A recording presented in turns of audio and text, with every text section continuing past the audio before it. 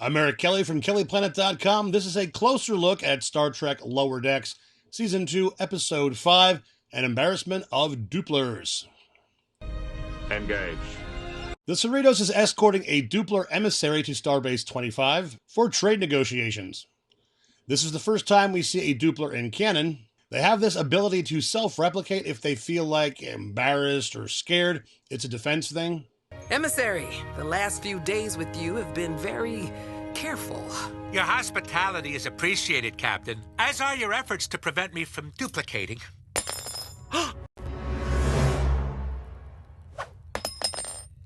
Oh!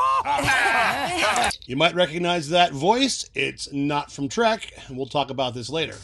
Although being on Doopler duty is kind of a pain in the ass, it's a means to an end. For the senior staff wants to attend the epic Starfleet Party on Starbase 25. Mariner and Boimler are stacking crates in a cargo bay, talking about the super cool party and how they can't go because they are just lower decks on a support ship. But then Mariner remembers Boimler's transporter clone is an officer on the Titan. Wait, shut up. The Titan's on the other side of the system deterring the Packlets. So, there's no way they can make it here in time. William's invite is just sitting there. You can pose as your clone and I can be your +1. Tendi and Rutherford are working on their model of the Cerritos. The whole reason for this is because they need a plot device later. What does that mean? I don't know. But if I did it once, I could do it again. Oh, sorry. So the Cerritos arrives at Starbase 25. Hold up. This must be like a baby starbase, because we've seen the Enterprise D fly into one of these things like a parking garage. Here the ships are huge, relatively speaking. We have 2 Kamari-style Andorian battlecruisers, 2 Parliament-class starships, 2 Olympia-class starships. I don't know what that is, so let's get back to it. Oh, and that ship wasn't there in the previous shot. Freeman is speaking her mind about Doopler, not realizing he has just walked into the bridge behind her. Was I too much trouble? No. He thinks he's been a bad guest and starts duplicating. Then again, and again. If you know how exponents work, you can see how this is going to be a problem. Freeman is told the Cerritos will not be allowed to dock until the Doopler problem is handled. See, that ship is gone again because we need a spot for the Cerritos later. Now we're on the promenade of the Starbase. Let's see what we can see. Well, there's Quarks from Deep Space Nine. I guess he's franchised now because we saw Quarks on Quailar 2 in a previous episode. That Tellarite is bad news. He's from Mariner's shady past. Okay, freeze frame the shop. Looks like those could be tribbles up there. It's definitely a 3D chessboard. We see it all the time in Trek. That's the Tunic Riker War on Angel 1. There's a Vulcan Lurpa, and that dude is a Mazarian. First and only seen in the TNG episode Allegiance. His name is Malvis. I should disintegrate you for stranding me on Ceti Alpha 4, which I'll have you know is much worse than Ceti Alpha 5. Okay, that's a Wrath of Khan thing. Kirk thought he stranded Khan on Ceti Alpha 5, which is a habitable Class M planet. But instead, it was crappy old Ceti Alpha 6, which is why Khan was so full of wrath. So we gather from this that Ceti Alpha 4 isn't much better. Malvis tells Mariner that he'll forgive her, and tell her the secret location of the super cool Starfleet Party, if she moves some merch for him. Which turn out to be... Limited edition Commander Data Bubble Bath.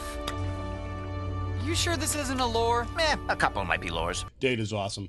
Rutherford and Tendi are still working on that model, and the Doopler situation isn't getting any better. Boimler and Mariner get pulled over by station security, and it turns out Malvis has illegal Klingon disruptors hidden in the Data bubble bath, so Mariner takes off, and we have a grand chase. We crash through, I assume, Quarks, where some Klingons are playing Dabo. Then a Bolian barbershop, a nod to Mott from TNG. A fine clothing store, a nod to Garrick from DS9. There's a Lurian, like Morn from DS9. A dude in a Captain Pike chair from TOS. There's a bunch of Antedians from TNG. One was originally played by Mick Fleetwood. A Vulcan ship. Vulcans! Fascinating. Tendi and Rutherford are stuck in the repair bay with a bunch of Dooplers. They can escape through a hatch in the ceiling, but it has been fused shut. Of course. Those are Aurelians, like Alec Ohm from the animated series. Mariner threatens Malvis that she'll rat out on him, so he gives her the location of the Starfleet Party. Ballroom Alpha? That's where all the big parties are. How is that even a secret? Here at the Starfleet Party, we notice the staff are Nasat, like EM3 Green from the animated series. Boimler is allowed in, but the bouncer recognizes Mariner from the Cerritos and makes her leave. Whoa, Captain Shelby, enter number 1! Captain Shelby is from the Best of Both Worlds on TNG, played by Elizabeth Dennehy. Maybe this party isn't fun without Mariner. Time is running out, but Rutherford has a plan. He intended to detonate the warp core on their model and open the hatch so they can escape. Since she couldn't get into the party, Mariner is at a dive bar. Looks like we're going to have a lot of things to look at. I'll do my best. That's probably the USS Voyager, an Intrepid-class ship at least. That's Abaddon from Voyager, played by John Fleck, who is also a Suliban, Romulan, and Cardassian. That's the Guardian of Forever from TOS, not Discovery. These are hard to see, and they look like old references. That's probably Ruck from TOS, played by Ted Cassidy, who is also Lurch and is from Pennsylvania. That's Arix and Mares from the animated series. Looks like the TOS original Enterprise. Lokai from TOS. I thought it was Frank Gorshin at first, who was also the Riddler and also from Pennsylvania. That's Baylock's Puppet and the Thelosians. The big one in the back is the Bajoran Lightship from DS9. That's a cigarette machine, which we don't even have anymore. Of course, we saw an old-school jukebox in the corner, so that fits, and I give up for now.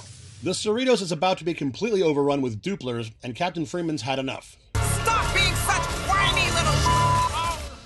What did you say? You idiots need to shut up and stop being sniveling babies! Did you see that? They discover that insulting the Dooplers will get them to recombine. Hey, you're a jerk! Excuse me? Your paw is weak, and it disgusts me. I don't even know what that is, but I don't like your tone. You wouldn't know a recon converter from a two-lock shifter. How dare you? I am a guest. I've never been treated like this in my entire life. And now, I am going to my quarters. Recognize that voice yet? With the Doopler problem under control, the senior staff figures they can still make the party. Oh, we're back at the bar. Let's see if I can catch anything else.